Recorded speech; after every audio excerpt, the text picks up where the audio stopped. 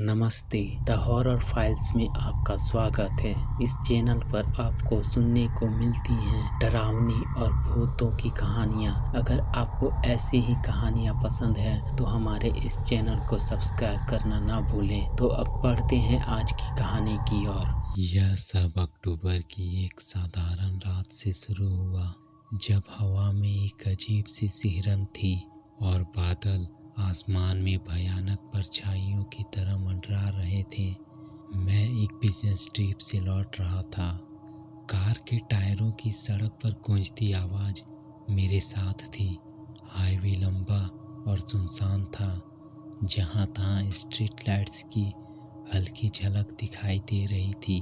सड़क पर एक मोड़ पर पहुंचा तो मुझे एक पुराना और धुंधला सा साइन बोर्ड दिखाई दिया, जिस पर लिखा था भूतिया ढाबा।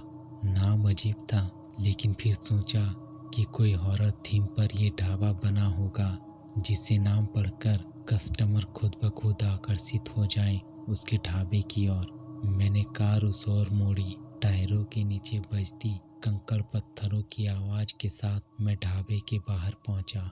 ढाबे के बाहर नियॉन लाइट्स झिलमिला रही थी, जो किसी गुस्सैल मधुमक्खियों के झुंड जैसी गूंज रही थी।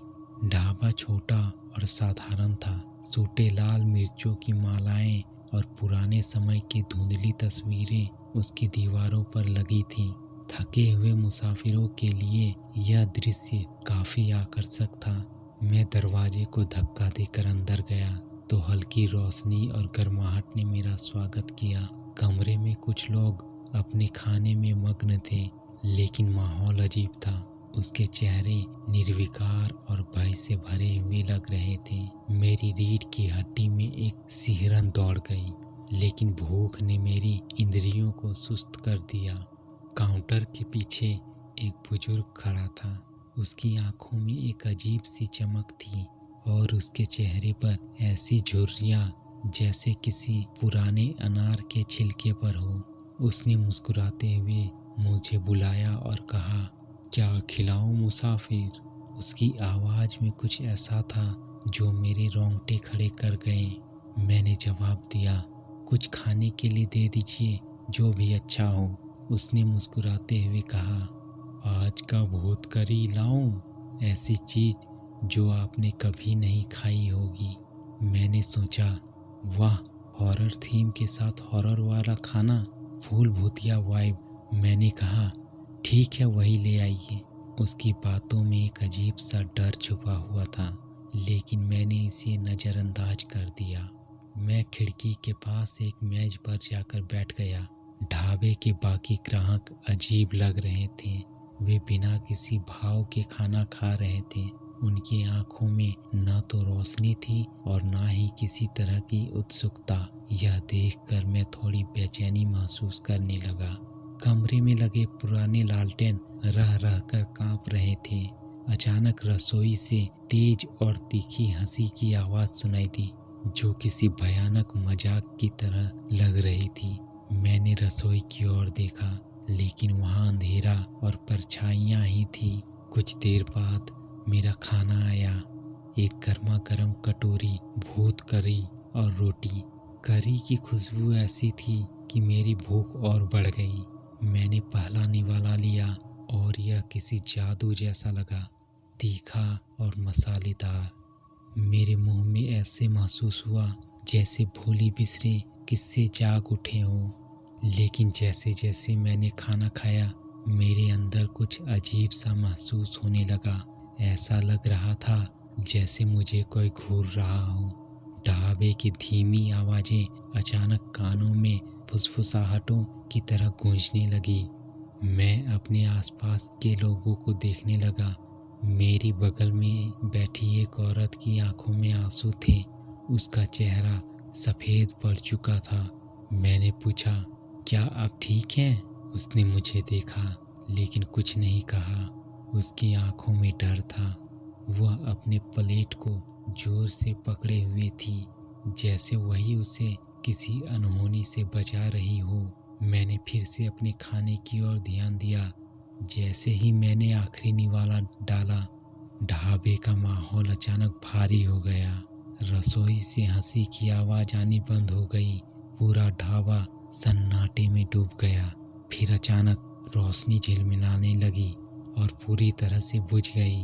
अंधेरे में मैंने अपना फोन निकाला। स्क्रीन की हल्की रोशनी में बाकी ग्राहकों के चेहरे डरावने लगने लगे। उसके चेहरे पर अजीब से भाव थे, जैसे वे कुछ अनजानी ताकतों का सामना कर रहे हो। रसोई से धीमे धीमे खिसकने की आवाज आ रही थी। हवा अचानक ठंडी हो गई।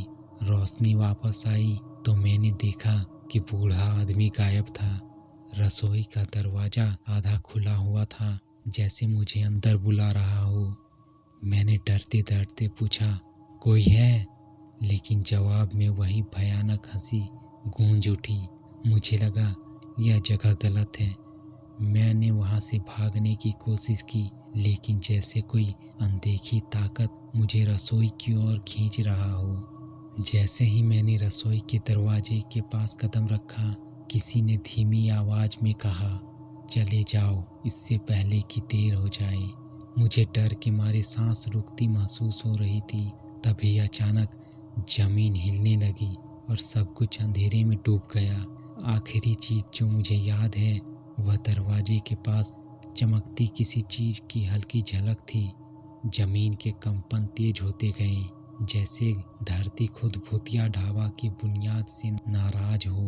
परछाइयां हरकत में आने लगी, अजीब ढंग से फड़फड़ाने और घुमड़ने लगी, जैसे कोई भूखी आंधी मुझे घेर रही हो। उसी पल मुझे समझ आया कि यह ढाबा सिर्फ खाने की जगह नहीं है, यह एक ऐसा पोर्टल था जो किसी अनजान और भयानक शक्ति से जुड़ा हुआ था। और जो हंसी रसोई से आ रही थी वह अब मुझे बुलाने लगी थी। ढाबे के ग्राहक अब भी चढ़ बैठे थे। उनके चेहरे भय में जमे हुए, जैसे समय ने उन्हें कैद कर लिया हो। मेरी नज़र फिर से उस औरत पर गई जिसकी आंखों में आंसू चमक रहे थे। इस बार उसकी निगाहों में मुझे पहचान या शायद चेतावनी का भाव दिखाई दिया। उसने होंठ हिलाए और एक शब्द फुसफुसाया, भागो। ऐसा लगा जैसे वह सब जीवन और मृत्यु के बीच का फैसला हो। मैंने ध्यान वापस रसोई के दरवाजे की ओर किया, जो अब किसी जिंदा चीज की तरह धड़क रहा था। हंसी और तेज हो गई, जो अब फुसफुसाहटों के साथ मिलकर कमरे को भयावह बना रही थी। मुझे वहां रुकना नहीं चाहिए था, लेकिन ऐसा लगा जैसे कोई अदृश्य ताकत मुझे जकड़े हुए थी। आखिरकार डर ने मुझे हिला दिया। मैं अपनी पूरी ताकत लगाकर दरवाजे की ओर भागा। मेरा दिल इतनी तेजी से धड़क रहा था कि मैं अपनी सांसें तक सुन नहीं पा रहा था। हर कदम किसी दलदल में फंसने जैसा लग रहा था। हवा और माहौल मुझे रोकने की साजिश कर रहे थे, जैसे वे चाहते हो कि मैं भी उन ग्राहकों की तरफ फंस जाऊं। मैंने दरवाजे का हैंडल पकड़ा और अचानक ढाबा फिर से अंधेरे में डूब गया। रोशनी झपकने लगी, जैसे बुझने की धमकी दे रही हो, लेकिन मेरी आत्मा चिल्ला रही थी कि मुझे भागना होगा। मैंने दरवाजा खोलकर बाहर कदम रखा और ठंडी रात की हवा में हांफता हुआ खड़ा हो गया। ढाबे के बाहर के कंकड़ भरी जमीन पर मेरे कदमों की आवाज गूंज रही थी। सामने जंगल का काला अंधेरा फैला हुआ था, जो किसी जिंदा जीव की तरह महसूस हो रहा था। मैं अपनी कार की ओर भागा। मेरी सांसें तेज हो चुकी थी और अब मेरी नसों में दौड़ रहा था डर। कांपते हाथों से मैंने अपनी जेब से चाबियां निकाली। उसी वक्त मेरी नज़र किनारे से एक परछाई पर पड़ी। मेरी धड़कन तेज हो गई। मैंने अंधेरे में देखा, लेकिन कुछ भी साफ नहीं दिखा। जैसे ही मैंने कार का दरवाजा खोला और अंदर घुसा, कुछ भारी चीज छत पर गिरी। धड़ाम! इस आवाज ने मेरी रीढ़ में ठंडक भर दी। मैंने शीशे से ऊपर देखा, लेकिन हेडलाइट्स की रोशनी के आगे कुछ नहीं दिखा। ऐसा लगा जैसे अंधेरा खुद उस रोशनी से डरकर पीछे हट गया हो। मैंने जल्दबाजी में कार स्टार्ट करने की कोशिश की, लेकिन इंजन धुरधुरा रहा था। डर मेरे गले को जकड़ रहा था। मैंने चाबी को बार बार घुमाया और तभी वह हंसी फिर से सुनाई दी। वह अब मेरे चारों ओर गूंज रही थी जैसे किसी काले जादू का हिस्सा हो। प्लीज चल पड़ो, मैंने बुदबुदाते हुए कहा। आखिरकार इंजन गरज उठा और मैंने पूरा एक्सीलरेटर दबा दिया। गाड़ी के टायरों ने कंकड़ उछाल दिए और मैं भाग निकला। लेकिन जैसे जैसे मैं आगे बढ़ा मुझे लगा कोई मुझे देख रहा है। गाड़ी की रोशनी के बाहर कोई छिपा हुआ था जो हर पल करीब आ रहा था। जब मैंने रियर व्यू मिरर में देखा तो मेरे रोंगटे खड़े हो गए। ढाबे के ग्राहक बाहर खड़े थे। उनके चेहरे सफेद और मृतप्राय थे और उनकी आंखें मुझे घूर रही थी। वे सब वहीं जमे हुए थे जैसे किसी अदृश्य ताकत ने उन्हें बांध रखा हो। उनकी आंखों में ऐसा डर था जो मेरी समझ से परे था। वह बूढ़ा आदमी, उसकी चमचमाती आंखें और खौफनाक मुस्कान, यह सब मुझे साफ दिख रहा था। उसकी हंसी अब सिर्फ आवाज नहीं थी बल्कि एक चेतावनी थी जो मेरे अंदर किसी जगे हुए डर को चीर रही थी। मैंने जबरदस्ती अपनी नजरें आगे सड़क पर टिका दी। हेडलाइट्स की रोशनी घने अंधेरे को चीर रही थी।